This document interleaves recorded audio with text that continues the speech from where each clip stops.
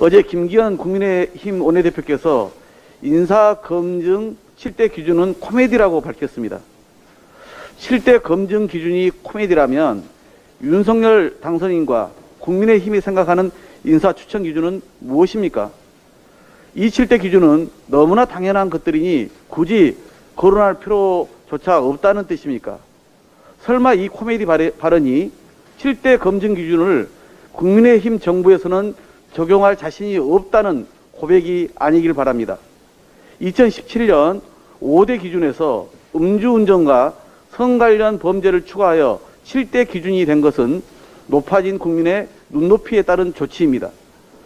지금은 그때보다 국민의 눈높이가 훨씬 높아졌습니다. 인사검증 7대 기준은 공직자로서의 윤리와 자질을 검증하기 위한 최소한의 기준임을 명심해야 할 겁니다. 오늘 아침 6시부터 봉화산역에서 국회까지 휠체어로 출근했습니다. 우리 당 최영 의원님의 휠체어 지하철 출근 제안에 많은 의원님들께서 기꺼이 동참해 주셨습니다. 3기 원내대표단의 첫 번째 현장 소통에 함께해 주신 분들께 감사드립니다. 1시간 반가량 이동하면서 제가 느낀 불편은 매우 컸습니다. 작은 턱에 희청이고 얕은 경사에도 온몸이 긴장됐습니다. 지하철을 타는 내내 그리고 저상버스로 갈아타면서 휠체어를 탄 제게 쏟아지는 시선이 의식되어 눈은 자꾸 아래로 내려갔습니다.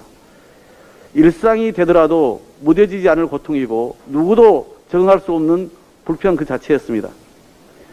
장애인 인권은 한 나라의 사회복지를 가늠하는 척도입니다.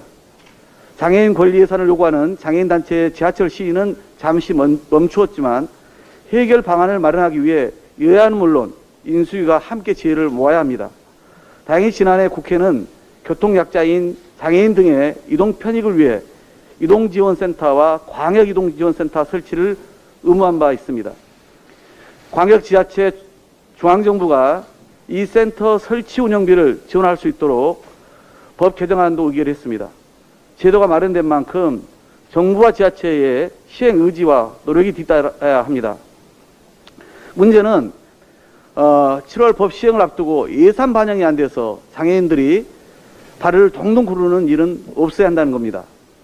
이동지원센터 운영비도 국비로 보조할 수 있도록 보조금법 시행령을 개정하고 내년도 예산에 반드시 반영해 줄 것을 인수위와 정부에 강력히 촉구합니다. 후보 시절 보복 같은 것은 생각해 본 적도 하지도 않을 것이라는 윤석열 당선인의 말이 무색합니다. 경찰이 김혜경 여사 의혹과 관련해서 고발장 접수 10일 만에 전격 압수수색에 나섰습니다.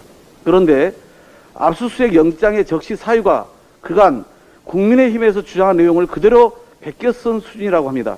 한동안 자취를 감추었던 받아쓰기 수사의 부활이고 줄서기 충성 경쟁의 시작입니다. 논문 표절, 학력과 경력 유조, 주가 조작 의혹 등 윤석열 당선인의 배우자 김건희 여사와 관련된 명백한 사건을 묵혀둔 채 오히려 이에 대한 수사를 촉구한 현수막을 내걸었다고 해당 국민의 자택과 차량, 휴대전화는 압수수색했습니다. 당선인 심기 경호용 의존 수사라고 볼 수밖에 없습니다. 살아있는 권력에는 무조차 자르지 못하는 칼이 선거에 패한 쪽에는 더없이 날카롭습니다. 국민들은 검찰과 경찰의 이런 상반된 행위를 수사기관으로서의 독립적 판단으로 보지 않습니다. 또한 검찰 출신 대통령의 의중을 놓고 경찰과 검찰이 수사권 쟁탈전을 하는 점에도 주목하고 있습니다. 여야가 얼마만큼 협력하는 것은 전적으로 윤석열 당선인의 의지에 달려 있습니다. 반대편에 섰던 쪽을 모두 없애는 것으로 하나를 이루려는 시도는 역사적으로 모두 실패했습니다.